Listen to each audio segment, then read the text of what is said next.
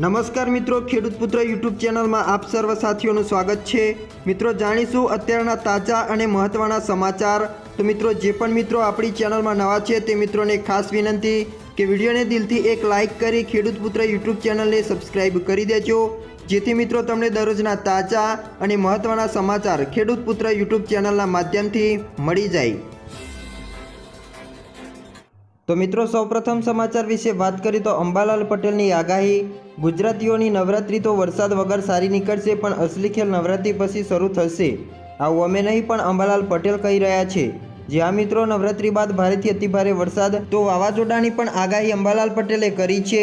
હવામાન નિષ્ણાત અંબાલાલ પટેલે જણાવ્યું છે કે નવરાત્રિમાં 9, 10 અને 12 ઓક્ટોબર દક્ષિણ ગુજરાત અને દક્ષિણ સૌરાષ્ટ્રના ભાગોમાં હળવા કે મધ્યમ વરસાદી ઝાપટા જોવા મળી શકે છે, જ્યારે 12, 13 ઓક્ટોબરે દક્ષિણ ભારત, મુંબઈ અને દક્ષિણ ગુજરાતના ભાગોમાં સિસ્ટમ બનવાની શક્યતાઓ રહેલી છે।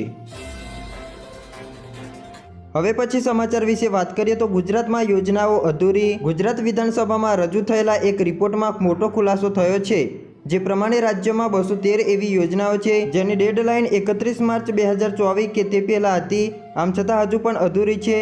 આ 213 યોજનાનું બજેટ 12,000 કરોડ છે। આ સિવાય રિપોર્ટમાં સામે આવ્યું છે કે કેન્દ્ર સરકારની યોજના માટે રાજ્ય સરકાર જે એજન્સી બનાવે છે તેમના ખાતામાં 8,000 કરોડ વપરાયા વગર પડ્યા છે। ત્યાર પછીના સમાચાર વિશે વાત કરીએ તો આખરે ખેડૂતોને ક્યારે મળશે સહાય? ગુજરાતમાં આ વર્ષે મેઘતાંડવના કારણે ખેડૂતોને ભારે નુકસાન થયું છે। જગતના તાતને આર્થિક નુકસાનમાં સહાય કરવા માટે સરકારે ₹350 કરોડનું પેકેજ જાહેર તો કર્યું છે, પરંતુ હજુ ખેડૂતો સુધી આ સહાય પહોંચી નથી। 1 મહિનો વીતી ગયો છતાં હજુ તો નુકસાનનો સર્વે પણ પૂરો થઈ શક્યો નથી। ત્યાર પછીના સમાચાર વિશે વાત કરીએ તો ગુજરાતના રાજકારણમાં નવા જૂની। ગુજરાતના રાજકારણમાં નવા જૂની થવાના એધાન સર્જાયા છે, કારણ કે ભાજપના તમામ ધારાસભ્યોને કલમનું તેડું આવ્યું છે।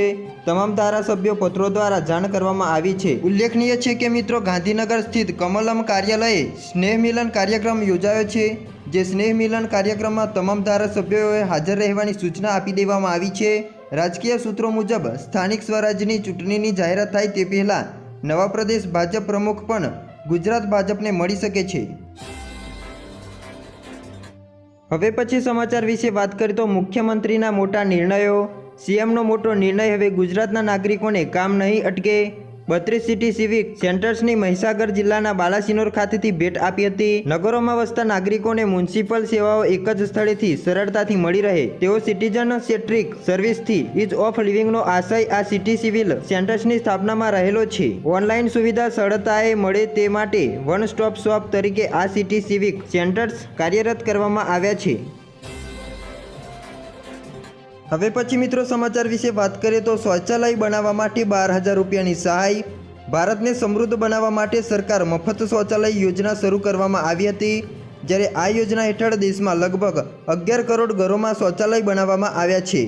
આમાં મિત્રો અગાઉ યોજના હેઠળ ₹10,000ની સહાય રકમ આપવાની જોગવાઈ કરવામાં આવી હતી, જે બાદમાં તેને વધારીને ₹12,000 કરી દેવામાં આવી છે।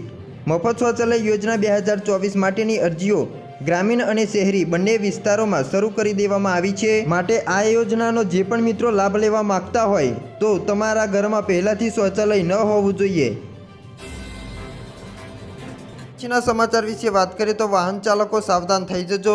જો તમે ઇન્સ્યોરન્સ વિના તમારું વાહન ચલાવતા હોય તો સાવધાન થઈ જજો। ટ્રાફિક વિભાગ હવે વીમા વગરના વાહન પર નજર રાખશે। તમે ટ્રાફિક વિભાગ તરફથી દંડની નોટિસ પણ મળી શકે છે, તેની તૈયારીઓ તેના અંતિમ તબક્કામાં હોવાનું સૂત્રો પાસેથી જાણવા મળ્યું છે। આ હેઠળ દરેક રાજ્યના મુખ્ય વીમા વિનાના વાહનોના ડેટા રાજ્ય ટ્રાફિક વિભાગ સાથે શેર કરશે। એક માહિતી મુજબ રસ્તાઓ પર 305 મિલિયન વાહનો છે, 16.5 કરોડ વાહનોનો વીમો નથી।